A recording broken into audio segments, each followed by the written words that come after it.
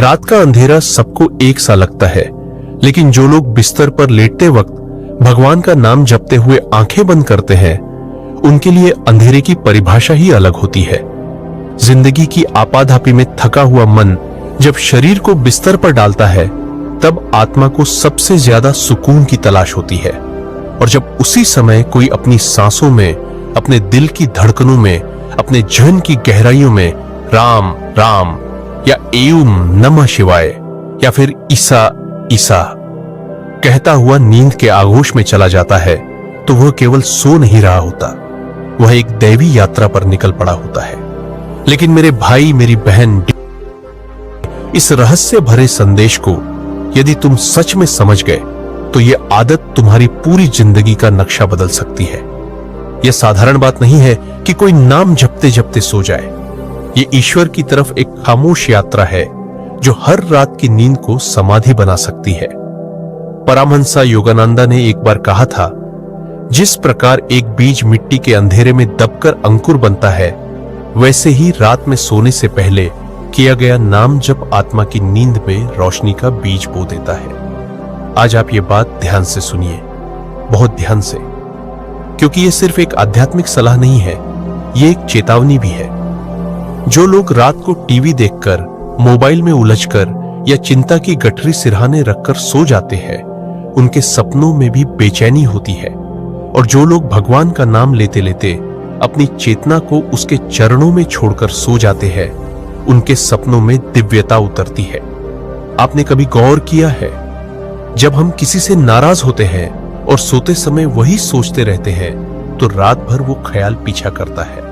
अगर मन में डर हो तो नींद भी डरावनी होती है, लेकिन अगर आखिरी विचार ईश्वर हो, वो परम शक्ति जिसकी गोद में ब्रह्मांड भी विश्राम करता है, तो कैसी हो सकती है वो नींद?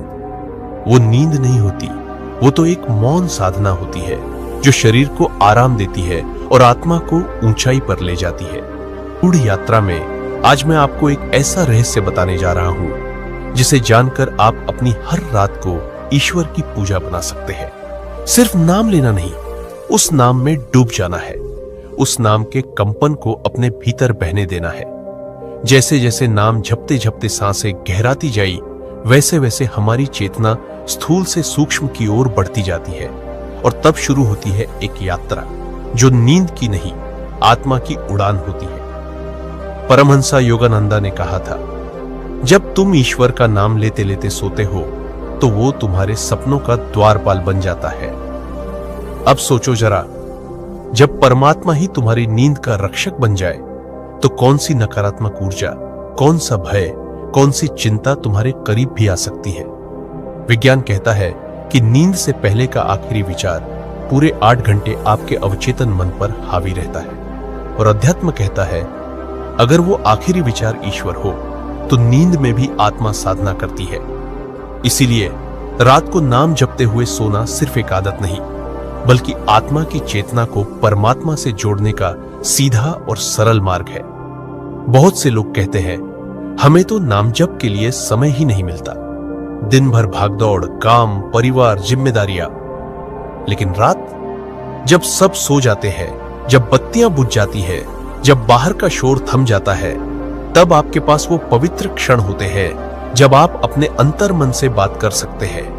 क्या आप उस क्षण को मोबाइल में खो देंगे, या चिंता में उलझा देंगे, या फिर आप उस क्षण को एक मंत्र में समर्पित कर देंगे, जो आपको नींद में भी जागरूक बनाए?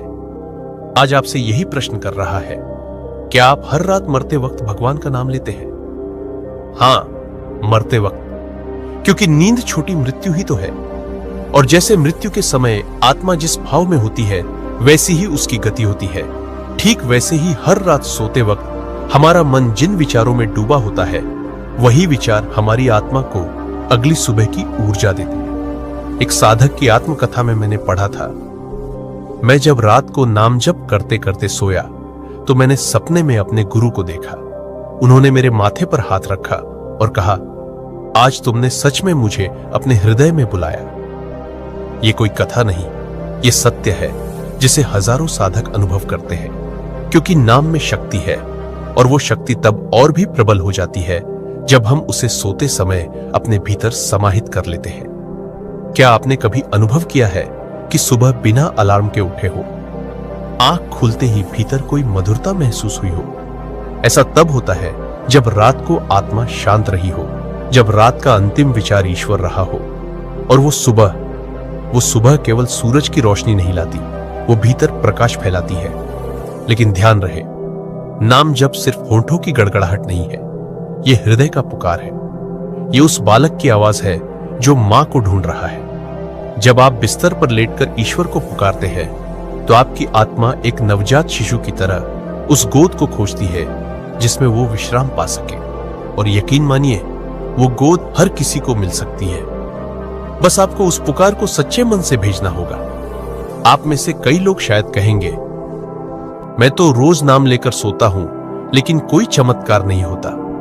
तो मैं आपसे कहता हूं, क्या आपने धैर्य से उस नाम को आत्मा की गहराई से लिया, या सिर्फ लोरी की तरह दोहराते हुए सो गए?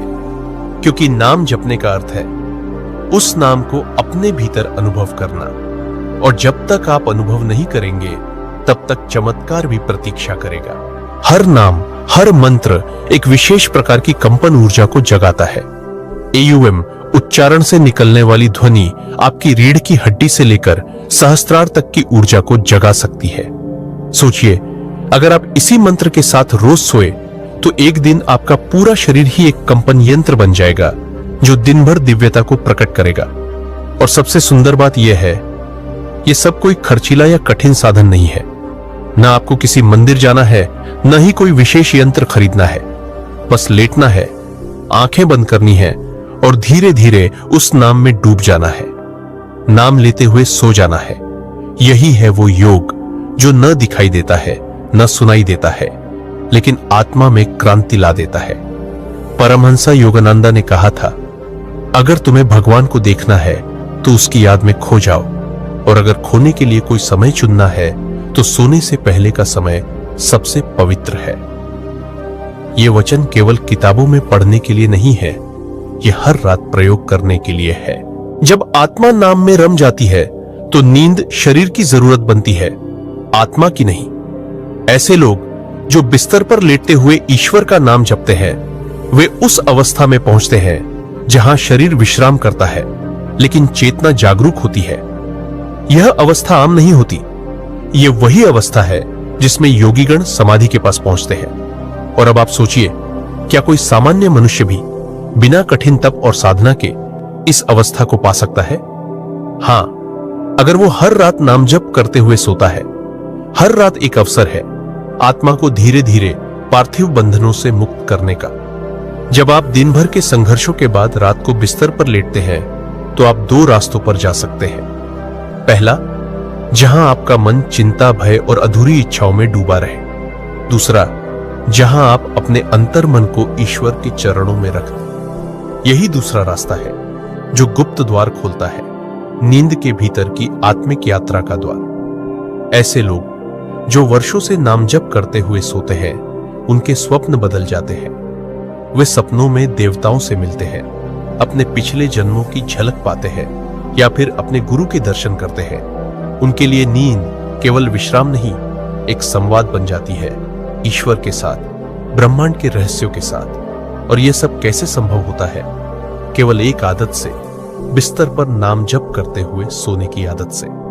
आपने कभी गौर किया है कि जब मन बहुत शांत हो तो विचार भी मंद हो जाते हैं, और जब विचार मंद होते हैं तब जो विचार सबसे गहरा होता है वही चेतना की धारा बन जाता है। यदि वो विचार राम है या ओम नमः शिवाय या ईसा, तो समझ लीजिए आपकी आत्मा उस धारा में बहने लगती है जो अंततः आपको परमात्मा की ओर खींच ले जाएगी। नाम केवल ध्वनि नहीं है, यह ब्रह्मांडीय ऊर्जा का बीज है। जैसे ही आप इस बीज को अपने हृदय में बोते हैं, वो कंपन पूरे शरीर में फैलता है। और यदि आप इसे हर रात नियमित रूप से बिना किसी लालच के जपते हैं, तो यह बीज धीरे धीरे अंकुर बनता है और अंततः आत्मा को आत्मज्ञान की ओर ले जाता है। आप देख नहीं सकते, लेकिन आपके भीतर परिवर्तन शुरू हो चुका होता है। बहुत से साधक बताते हैं कि जब उन्होंने कुछ महीनों तक रात को नियमित रूप से नाम जप करते हुए नींद को अपनाया, तो उनके स्वभाव में बदलाव आया। वे कम क्रोधित होने लगे, भीतर एक अजीब शांति बनी रहने लगी। उनका निर्णय लेने का तरीका बदल गया, रिश्तों में धैर्य आ गया और सबसे बड़ी बात, उनके अंदर ईश्वर के प्रति एक लगातार आकर्षण बनने लगा। यह सब संयोग नहीं है, यह उस रात की साधना का प्रभाव है।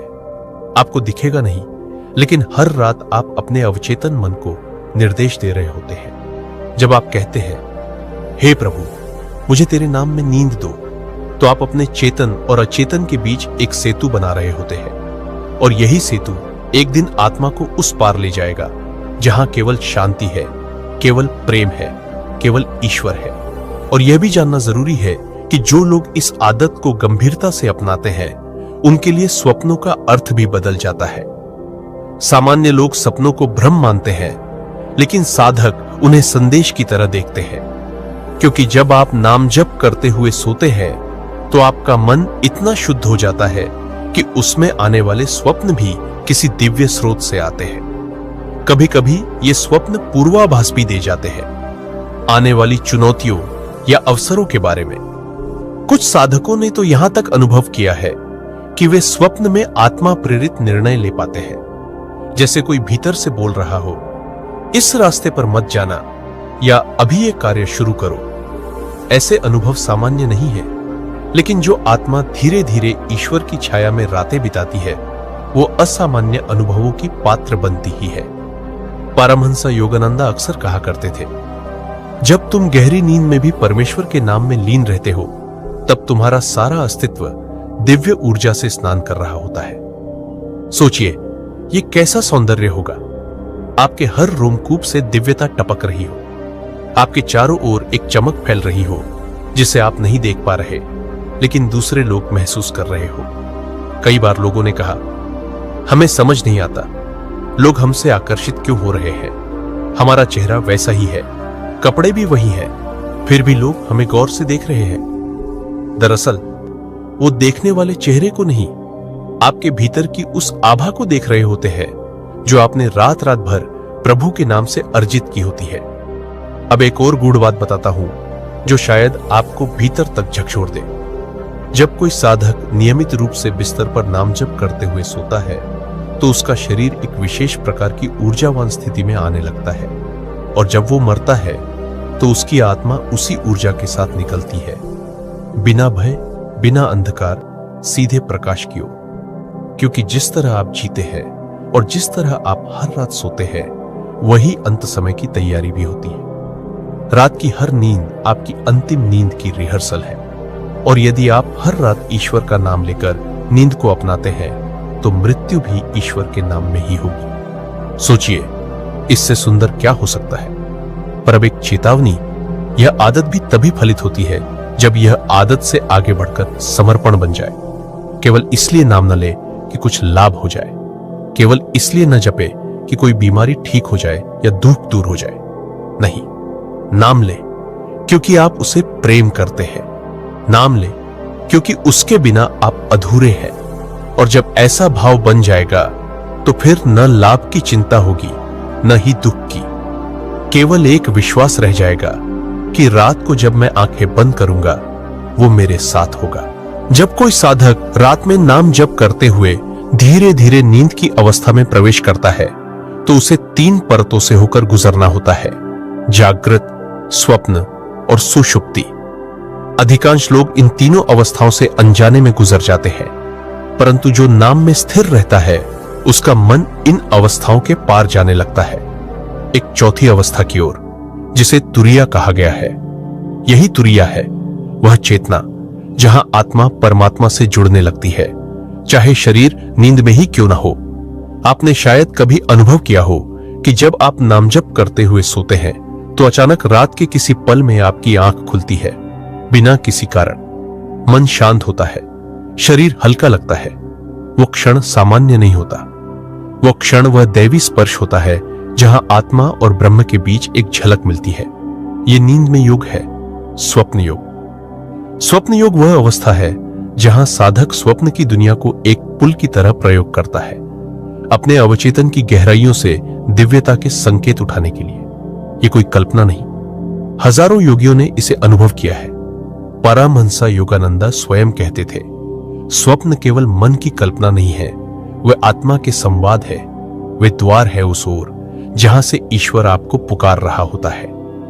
रात की हर परत, हर परछाई, हर स्वप्न यदि नाम जप के साथ गूंथे जाए तो वे संकेत बन जाते हैं, चेतावनी बन जाते हैं, आशीर्वाद बन जाते हैं। लेकिन दुर्भाग्य से अधिकांश लोग इन स्वप्नों को हल्के में लेते हैं। वे केवल सपना कहकर उन्हें भुला देते हैं।